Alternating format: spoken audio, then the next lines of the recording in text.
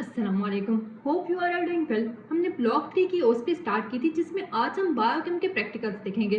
तो बायोकेम में जो सबसे पहला प्रैक्टिकल है उसमें है परफॉर्म कार्डिक मार्कर्स, कौन कौन से केराटिन काइनेज और लैक्टेट डिहाइड्रोजिनेज। तो पहले हम देख लेते हैं केराटिन काइनेज को। अब इसका प्रिंसिपल क्या होता है। ये जो केराटिन काइनेज है ना, ये एक एंजाइम है जो कि प्रेजेंट होता है मसल सेल्स के अंदर। जहाँ पे भी मसल्स होंगे ना, जैसे कि कार्डियक मसल्स हैं, वहां पे होगा ये। केराटिन काइनेज करता क्या है, ये कन्वर्ट करता है केराटिन फॉस्फेट को केराटिन के अंदर और एनर्जी प्रोड्यूस करता है। ठीक है, केराटिन फॉस्फेट को केराटिन में कन्वर्ट करेगा और एनर्जी प्रोड्यूस करेगा, ये इसका काम है। तो होता ये है कि जब भी कोई मसल की इंजरी होगी ना, ब्लड लेवल केराटिन काइनेज का इंक्रीज कर जाएगा। अब हमें कैसे पता चलेगा कि ब्लड में केराटिन काइनेज ज्यादा है या कम है, तो वो हम चेक करते हैं स्पेक्ट्रोफोटोमीटर से, और इसकी वेवलेंथ हमें सेट करनी होती है 340 नैनोमीटर पे। अब ये जो रिएक्शन हुआ है ना केराटिन फॉस्फेट की कन्वर्जन केराटिन के अंदर, ये प्रोड्यूस करती है NADPH। इससे हमें पता चल जाता है कि केराटिन काइनेज ब्लड के अंदर कितना है। अगर किसी मसल की इंजरी होगी, जैसे कि कार्डियक मसल की कोई इंजरी है, हार्ट का कोई प्रॉब्लम है, तो क्या होगा कि जो केराटिन काइनेज है ना, हार्ट वाला, कार्डियक मसल्स वाला, वो इंक्रीज कर जाएगा ब्लड के अंदर। तो इस तरह हमें पता चल जाता है कि कौन सी मसल इंजरी है, या स्मूथ मसल इंजरी है, या कार्डियक मसल इंजरी है, तो ये पता चल जाएगा। अब केराटिन काइनेज की आगे से 3 टाइप्स होती हैं। CKMM, ये होता है स्केलेटल मसल्स के अंदर। अगर ये इंक्रीज होगा तो हमें पता चल जाना चाहिए कि स्केलेटल मसल की इंजरी है। CKMB, ये हार्ट मसल्स के अंदर होता है। जब ये इंक्रीज करेगा तो हमें पता चल जाना चाहिए कि हार्ट मसल्स की इंजरी है। और CKBB ब्रेन में होता है, ये इंक्रीज करेगा तो ब्रेन का कोई मसला होगा। ठीक है, उसके बाद अब ये प्रोसीजर हमने परफॉर्म करना होता है। इसके लिए हमें चाहिए क्या क्या, ये भी हम स्पेक्ट्रोफोटोमीटर पे करेंगे, जैसे कि हमने ब्लॉक 2 में किया था ना, टोटल प्रोटीन्स वाला और एल्ब्यूमिन और ग्लोबुलिन वाला। इसका भी तकरीबन प्रोसीजर सेम ही होगा। सबसे पहले हमने क्या ले लेना है, हमने एक माइक्रो पिपेट ले लेनी है, टेस्ट ट्यूब्स या क्यूवर्स जो कि स्पेक्ट्रोफोटोमीटर के साथ होती हैं। सी के रेजेंट, वहां पे बायोरेट रेजेंट था ना, यहाँ पे होगा सी के रेजेंट। पेशेंट सीरम, स्पेक्ट्रोफोटोमीटर और वाटर बाथ या इंक्यूबेटर ले लेंगे। ये सारी चीजें जब हमने ले ली, प्रोसीजर कैसे करना है। इसमें हमने एक ही टेस्ट ट्यूब या क्यूवेट लेनी है, उसके अंदर रेजेंट डालना है, जो कि ये सी के रेजेंट था ना, ये डालेंगे। कितना, 1 मिलीलीटर वहां डाला था ना, यहाँ भी उतना ही डालेंगे। फिर पेशेंट का सीरम डालेंगे और इसको मिक्स कर देंगे, इंक्यूबेट करेंगे, 1 से 2 मिनट रख देंगे, और उसके बाद क्यूवेट को स्पेक्ट्रोफोटोमीटर में लगा के एब्जॉर्बेंस चेक कर देंगे। उसको सेट करना है 340 नैनोमीटर पे, जैसे मैं आपको पहले बताया। अब एब्जॉर्बेंस कैसे चेक करनी होती है, जब हम टोटल प्रोटीन चेक कर रहे थे तो हम एब्जॉर्बेंस टेस्ट की चेक कर रहे थे, साथ में हम चेक कर रहे थे स्टैंडर्ड की। लेकिन यहाँ पे हमने इसी की चेक करनी होती, एक ही क्यूवेट है ना, इसी की हमने चेक करनी होती है 2 से 3 दफा। एक दफा हमने क्यूवेट को स्पेक्ट्रोफोटोमीटर में रखा, एक रीडिंग आई, हमने वो रिकॉर्ड कर ली। फिर दोबारा रखा, जो रीडिंग आएगी वो रिकॉर्ड कर ली। 3 दफा ऐसे करना होगा। जब 3 रीडिंग्स आ जाएंगी ना, तो उनका एवरेज ले लेना है। अब एवरेज कैसे लेते हैं, इसका फार्मूला है डेल्टा ए पर मिनट। डेल्टा ए कैसे होगा, A1 प्लस A2, जो रीडिंग पहले आई, फिर दूसरी रीडिंग, तीसरी रीडिंग, डिवाइड कर देंगे पर मिनट। 3 मिनट्स हुए होंगे ना, तो डिवाइडेड बाय 3, तो जो आंसर आएगा तो वो हमारे पास होगा केराटिन काइनेज की वैल्यू। इस तरह से हम प्रोसीजर परफॉर्म करते हैं केराटिन काइनेज को चेक करने के लिए। तो क्या किया हमने, बस एक क्यूवेट लिया, उसके अंदर हमने रेजेंट डाल दिया, सी के रेजेंट, साथ में हमने सीरम डाला है, उसको मिक्स किया है, इंक्यूबेट किया है, स्पेक्ट्रोफोटोमीटर से एब्जॉर्बेंस चेक कर लिए, 3 मिनट में चेक किया है, 1 मिनट बाद, फिर 2 मिनट बाद, फिर 3 मिनट बाद, उनको सबको प्लस करके डिवाइड कर दिया पर मिनट यानी कि 3 के साथ, तो हमारे पास आंसर आ जाएगा। अब हम देख लेते हैं इसके नॉर्मल वैल्यूज क्या होती हैं। तो पहले प्रिकॉशंस देख लेते हैं कि हमने क्या क्या गलतियां नहीं करनी, टेस्ट परफॉर्म करते हुए हमारे रिजल्ट गलत आ सकते हैं। तो हमने फ्रेश सीरम यूज करना है, ये ना हो कि हमने सही वाला सीरम ना यूज किया हो, हीमोलिसिस हुई हो उसकी।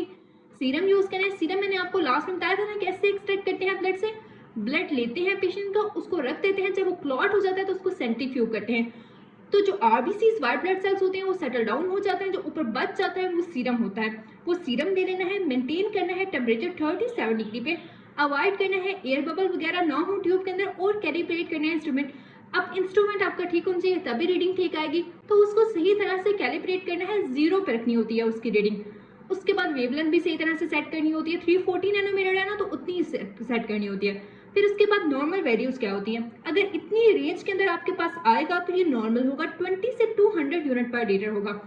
और जो सी की एम बी है ना वो लेस देन 25 यूनिट पर लीटर होता है। टोटल सी के होता है 20 से 200 यूनिट पर लीटर, और जो सी के एम बी है ना इसके अंदर वो लेस देन 25 यूनिट पर लीटर होता है। बाकी सी के बी बी और सी के एम एम की वैल्यू होती है, तो लेस देन 25 यूनिट पर लीटर होगा या 6% होगा, टोटल का 6% होगा सी के एम बी। अब ये सी के एम बी इंपॉर्टेंट है क्योंकि आपका कार्डियोवास्कुलर मॉड्यूल है, इस वजह से सी के एम बी ज्यादा इंपॉर्टेंट होगा, क्योंकि अगर ये रेस होगा तो कार्डियक इशू है यानी कि मायोकार्डियल इंफार्क्शन वगैरह है। क्लिनिकल इंपॉर्टेंस क्या होती है ये देखें, वो आ गया।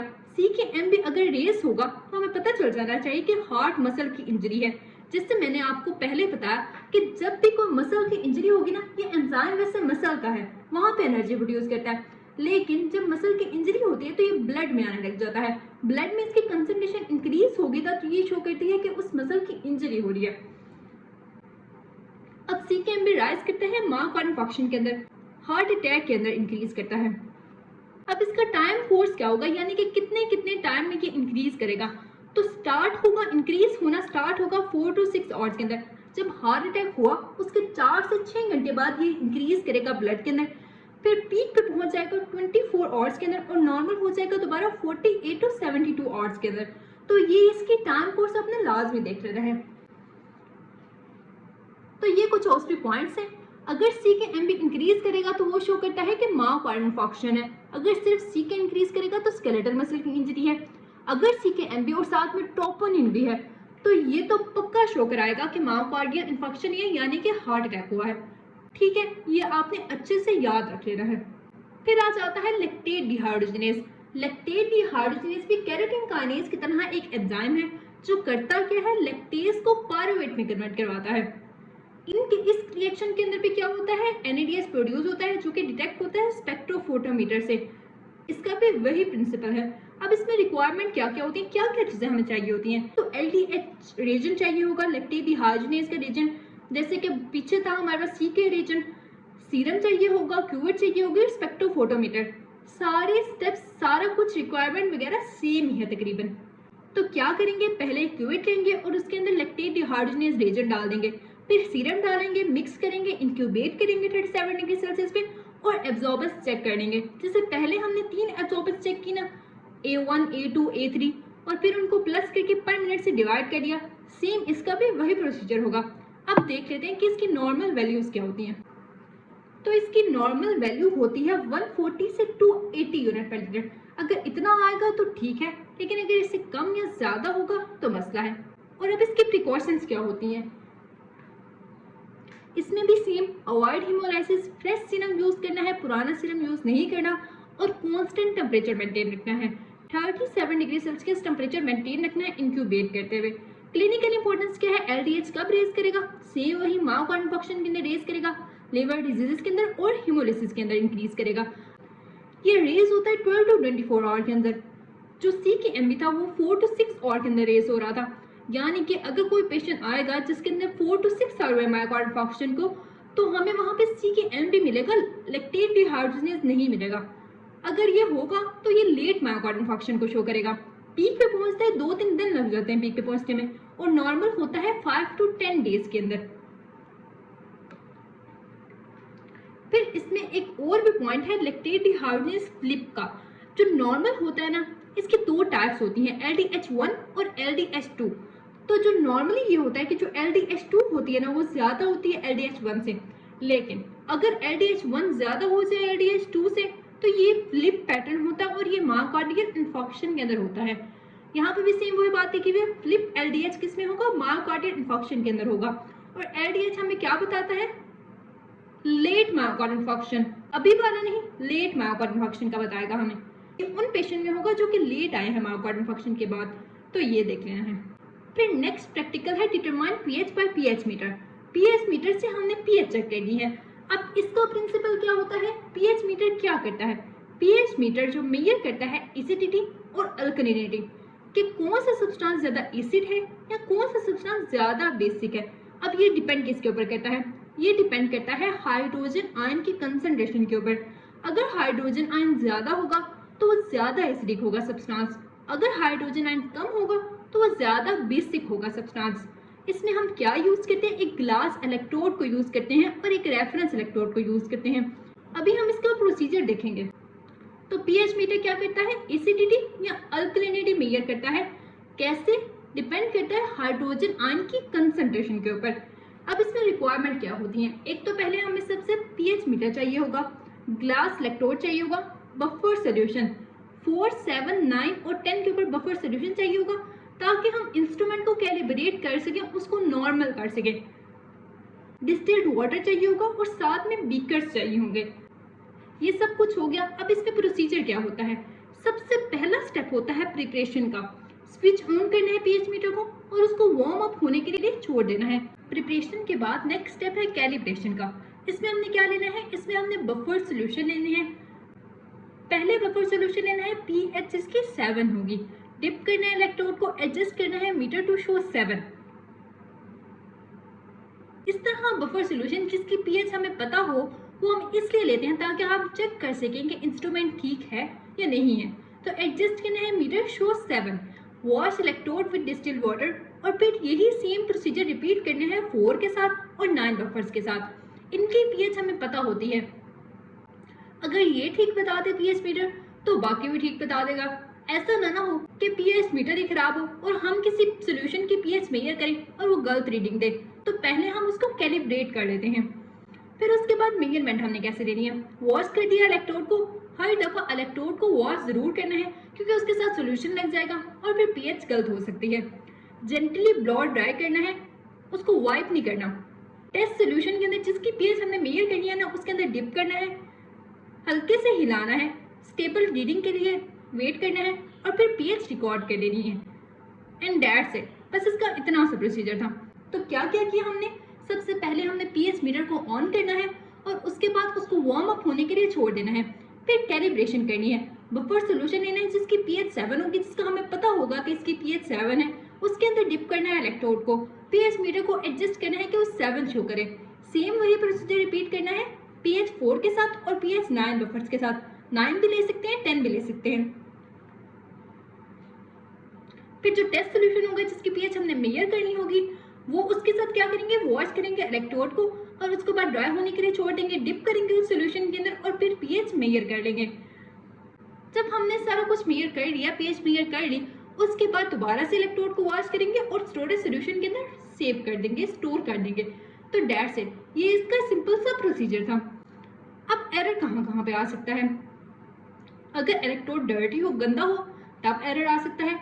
इनकरेक्ट कैलिब्रेशन, कैलिब्रेशन ठीक नहीं की, बफर सोल्यूशन 7, 4 और 9 के साथ कैलिब्रेशन नहीं की होगी, तब भी हो सकता है। टेम्परेचर वेरिएशन, टेम्परेचर चेंज होगा तो तब भी हो सकता है। नॉर्मल जो ब्लड की पीएच होती है ना, अगर हम ब्लड की पीएच मेजर करें तो नॉर्मल होती है 7.35 टू 7.45। ये आपने याद रख लेनी है। ब्लड की पीएच यूएसपी में पूछी जा सकती है। एसिड बेस्ड डिसऑर्डर्स आपने थ्योरी में भी किए होंगे, तो ये ओएसपी में कैसे आ सकते हैं। या तो आपको कोई सिनेरियो दिया हो सकता है कि आप इसमें बताएं कि ये कौन सा डिसऑर्डर है, मेटाबॉलिक एसिडोसिस है, अल्कलोसिस है, रिस्पिरेटरी एसिडोसिस है, अल्कलोसिस है। तो ये पता लगाने के लिए आपको नॉर्मल वैल्यूज पता होनी चाहिए सबकी। तो इसमें हम सिर्फ नॉर्मल वैल्यूज करेंगे, बाकी जो उसकी बायोकेमिस्ट्री वगैरह है वो आपने की होगी। तो हमने सिर्फ ये देखना है कि अगर कोई सिनेरियो आएगा तो हमने उसमें से पता कैसे लगाना है कि ये क्या चीज है, कौन सा डिसऑर्डर है। तो जो नॉर्मल पीएच होती है ना 7.35 टू 7.45 होती है। अगर किसी सिनेरियो के अंदर ये पीएच दी होगी कि इसका मतलब है कि एसिडोसिस अल्कलोसिस नहीं है। अगर कार्बन डाइऑक्साइड इंक्रीज होगा, और कार्बन डाइऑक्साइड कितनी होती है, पार्शियल प्रेशर कार्बन डाइऑक्साइड का कितना है 35 टू 45 मिलीमीटर मर्करी। अगर इस रेंज में होगा तो कार्बन डाइऑक्साइड नॉर्मल है। बाइकार्बोनेट आयन कितना नॉर्मल होता है 22 to 26 milliequivalent per litre. अगर इस रेंज में होगा तो बाइकार्बोनेट आयन भी नॉर्मल है। ये लास्ट में याद रखना है। पीएच कितनी 7.35 टू 7.45, कार्बन डाइऑक्साइड कितना 35 टू 45 और बाइकार्बोनेट आयन 22 टू 26। इजी है ना ये। पीएच यहाँ पे लास्ट हो रही है 35-45 पे ना, कार्बन डाइऑक्साइड वहां से स्टार्ट हो रही है 35 से 45। अगर आपके पास कोई सिनेरियो आएगा तो आपने उसे इंटरप्रेट कैसे करना है कि कौन सा डिसऑर्डर है। सबसे पहले आपने पीएच चेक करनी है, और तो चेक करें ना करें, पीएच लाजमी चेक करनी है। अगर पीएच लो होगी तो एसिडोसिस होगा। लो कितनी हो सकती है? नॉर्मल 7.35 से 7.45 है ना। अगर लेस देन 7.35 होगी तो मतलब लो है, यानी कि एसिडोसिस है। अगर 7.45 से ज्यादा है तो हाई है, यानी कि अल्कलोसिस है। तो पीएच चेक कर ली। उसके बाद प्राइमरी डिसऑर्डर बताना है। दो तरह के डिसऑर्डर्स होते हैं ना, एक रिस्पायरेटरी होता है और एक होता है मेटाबॉलिक। रिस्पायरेटरी में कार्बन डाइऑक्साइड का इश्यू होगा, यहाँ बॉडी में कार्बन डाइऑक्साइड इंक्रीज हो रही होगी या डिक्रीज हो रही होगी। और मेटाबॉलिक में बाइकार्बोनेट आयन का डिसऑर्डर होगा, या तो बाइकार्बोनेट आयन ज्यादा हो रहा होगा या बाइकार्बोनेट आयन कम हो रहा होगा। तो जब हमें पता चल गया कि किस चीज का इश्यू है, कार्बन डाइऑक्साइड का कि बाइकार्बोनेट आयन का, तो हमें यह पता चल जाएगा कि रिस्पायरेटरी डिसऑर्डर है या मेटाबॉलिक डिसऑर्डर है। तो अगर कार्बन डाइऑक्साइड इंक्रीज होगी तो ये एसिडोसिस को शो करता है, और कार्बन डाइऑक्साइड डिक्रीज होगी तो ये अल्कलोसिस को शो करेगा। जो कार्बन डाइऑक्साइड होती है ना, वैसे तो ये गैस होती है, लेकिन इसकी एसिडिक नेचर होती है। तो जब कार्बन डाइऑक्साइड इंक्रीज करेगा ना तो ये एसिडोसिस को शो करेगा, और जब कार्बन डाइऑक्साइड डिक्रीज करेगा ना तो ये अल्कलोसिस को शो करेगा। और मेटाबॉलिक में बाइकार्बोनेट आयन है। ये बाइकार्बोनेट आयन है ना, ये बेसिक होता है। जिस तरह कार्बन डाइऑक्साइड की नेचर एसिडिक थी ना, तो बाइकार्बोनेट आयन बेसिक होता है। तो जब ये इंक्रीज करेगा ना तो ये अल्कलोसिस को शो करेगा, एसिडोसिस को नहीं। तो इंक्रीज होगा तो अल्कलोसिस, और अगर डिक्रीज होगा तो एसिडोसिस को शो करेगा। ठीक है, ये हमने पता लगा लिया। फिर कंपनसेशन। अब ये होता है कि जो रिस्पायरेटरी डिसऑर्डर्स होते हैं ना, उसके अंदर मेटाबॉलिक कंपनसेशन होती है, यानी कि रीनल कंपनसेशन होती है। और जो मेटाबॉलिक डिसऑर्डर्स होते हैं उसमें लंग्स कंपनसेट करते हैं। अब हम देख लेते हैं कि कौन से डिसऑर्डर में कैसे कंपनसेशन होती है। पहले यहाँ पे काजेस लिखे हुए हैं, फाइंडिंग्स है और कंपनसेशन है। तो मेटाबॉलिक एसिडोसिस के क्या काजेस होंगे? डायबिटिक कीटोएसिडोसिस हो सकती है, रीनल फेलियर हो सकता है, सीवियर डायरिया हो सकता है। इस तरह मेटाबॉलिक अल्कलोसिस में वोमिटिंग और डाययूरेसिस है। रिस्पायरेटरी में सीओपीडी एयरवे ऑब्स्ट्रक्शन है। रिस्पायरेटरी अल्कलोसिस के अंदर हाइपरवेंटिलेशन और एंजाइटी है। अगर इस तरह के फीचर्स आएंगे तो फीचर से भी पता चल जाना चाहिए, काजेस से भी पता चल जाना चाहिए कौन सा डिसऑर्डर है। अब इनमें फाइंडिंग क्या होगी? अब जो मेटाबॉलिक एसिडोसिस है ना, एसिडोसिस है यानी कि पीएच भी लो है, और मेटाबॉलिक है यानी कि लो बाइकार्बोनेट आयन है। बाइकार्बोनेट आयन अल्कलोसिस के अंदर इंक्रीज करता है, तो मेटाबॉलिक अल्कलोसिस में इससे ऑपोजिट होगा। यहाँ लो पीएच थी तो अल्कलोसिस में हाई पीएच होगी। लो बाइकार्बोनेट आयन है तो हाई बाइकार्बोनेट आयन होगा। लेकिन यहाँ पे ये है कि मेटाबॉलिक वाले जो डिसऑर्डर्स है ना, इनके अंदर दोनों चीजें अगर लो है तो लो है दोनों में, अगर हाई है तो हाई है, यानी कि एसिडोसिस में दोनों चीजें लो हैं, पीएच भी बाइकार्बोनेट आयन भी। अल्कलोसिस में पीएच और बाइकार्बोनेट आयन दोनों हाई हैं। लेकिन जो रिस्पायरेटरी डिसऑर्डर्स होते हैं उसमें ऑपोजिट होता है। रिस्पायरेटरी एसिडोसिस में पीएच तो लो ही होगी, एसिडोसिस जहाँ पे भी आ गया ना पीएच मतलब लो है, अल्कलोसिस जहाँ भी आ गया पीएच हाई है। डिफरेंस होना है बाइकार्बोनेट आयन का या कार्बन डाइऑक्साइड का, तो यहाँ ऑपोजिट है। रिस्पायरेटरी एसिडोसिस के अंदर लो पीएच होती है, लेकिन कार्बन डाइऑक्साइड हाई होती है, क्योंकि कार्बन डाइऑक्साइड की एसिडिक नेचर होती है। बाइकार्बोनेट आयन की क्या थी? बेसिक नेचर थी। और रिस्पायरेटरी अल्कलोसिस में क्या होगा? हाई पीएच होगी, लेकिन कार्बन डाइऑक्साइड लो होगी, क्योंकि कार्बन डाइऑक्साइड एसिडिक होती है। अगर कार्बन डाइऑक्साइड ज्यादा होगी तो ये एसिडोसिस को शो करेगी। तो ये हो गया। अब कंपनसेशन क्या होती है? जो मेटाबॉलिक ओसिडोसिस, जो मेटाबॉलिक डिसऑर्डर है जैसे मैंने आपको पहले बताया, उसमें रिस्पायरेटरी कंपनसेशन होगी। मेटाबॉलिक एसिडोसिस में क्या होगा? हाइपर वेंटिलेशन होगी, कार्बन डाइऑक्साइड डिक्रीज करेगी। अब ये कार्बन डाइऑक्साइड डिक्रीज क्यों कर रही है? देखें, पहले ही एसिडोसिस है, अगर बॉडी के अंदर बाइकार्बोनेट आयन यानी कि बेस कम हो रही है, साथ में कार्बन डाइऑक्साइड बढ़ने लग जाए तो क्या होगा? और ज्यादा एसिडोसिस होगी। तो इसलिए बॉडी क्या करती है, अगर बाइकार्बोनेट आयन कम हो रहा हो ना, तो कार्बन डाइऑक्साइड को भी कम करने की कोशिश करती है, यानी कि हाइपर वेंटिलेशन होने लग जाती है, पेशेंट तेजी तेजी से सांस लेने लग जाता है। और मेटाबॉलिक अल्कलोसिस में क्या कंपनसेशन होगी? अब यहाँ पे हाई बाइकार्बोनेट आयन है, अगर बेस बॉडी के अंदर ज्यादा हो जाएगी तो खतरा है। इसलिए बेस को कम करने के लिए हम क्या करेंगे? कार्बन डाइऑक्साइड को भी ज्यादा कर देंगे ताकि बैलेंस हो जाए। हमने हर जगह बैलेंस क्रिएट करना होता है। इसी तरह रिस्पायरेटरी एसिडोसिस के अंदर अब कार्बन डाइऑक्साइड ज्यादा हो रही है, तो किडनीज क्या करेंगे? रिटेन करने लग जाएंगी बाइकार्बोनेट आयन को। हाइड्रोजन भी एसिडिक होता है, हाइड्रोजन को निकालने लग जाएंगे, लेकिन बाइकार्बोनेट आयन को रिटेन करने लग जाएंगे, रखने लग जाएंगे, ताकि बेस भी और एसिड दोनों बैलेंस हो सके। और रेस्पिरेटरी अल्कलोसिस में क्या होता है, कार्बन डाइऑक्साइड लो हो रही है ना, तो बॉडी कोशिश करेगी कि बाइकार्बोनेट को भी निकाले ताकि एसिड बेस बैलेंस क्रिएट हो सके। आपको सिनेरियोस कैसे आ सकते हैं, तो आपको सिनेरियो आ सकता है, a 60-year-old smoker present with breathlessness, cough, confusion. अब ये किसके सिम्टम्स हैं, ये रिस्पायरेटरी के हैं। पहले ये पता लगाना है कि मेटाबॉलिक है या रिस्पायरेटरी है, तो ये रिस्पायरेटरी के सिम्टम्स हैं। आर्टीरियल ब्लड गैसेस शो लो पीएच। अब लो पीएच से क्या पता चल जाना चाहिए कि एसिडोसिस है। और high carbon dioxide, carbon dioxide भी क्या एसिड है। रिस्पायरेटरी एसिडोसिस किस वजह से, सीओपीडी की वजह से। ये ना भी पता चले कि किस वजह से हुआ है, ये जरूर पता चल जाना चाहिए कि रिस्पायरेटरी एसिडोसिस है। फिर नेक्स्ट आ सकता है patient after opiate overdose, slow breathing है और ड्राउजी फील कर रहा है। ब्रीथिंग है यहाँ पे भी, ये भी रिस्पायरेटरी प्रॉब्लम है। अगर यहाँ पे वॉमिटिंग वगैरह या डायबिटिक कीटोएसिडोसिस ऐसे कोई सिम्टम्स आते तो हमें पता चल जाता कि मेटाबॉलिक की बात हो रही है। लेकिन यहाँ पे ब्रीथिंग और ड्राउजीनेस का जिक्र है, तो इसलिए ये रिस्पायरेटरी होगा। इसमें भी सेम लो पीएच है, हाई कार्बन डाइऑक्साइड है, तो रिस्पायरेटरी एसिडोसिस होगी। नेक्स्ट है patient with vomiting for 3 days has arterial blood gases. अब आपको ज्यादातर ऐसा होगा कि वैल्यूज दी होंगी।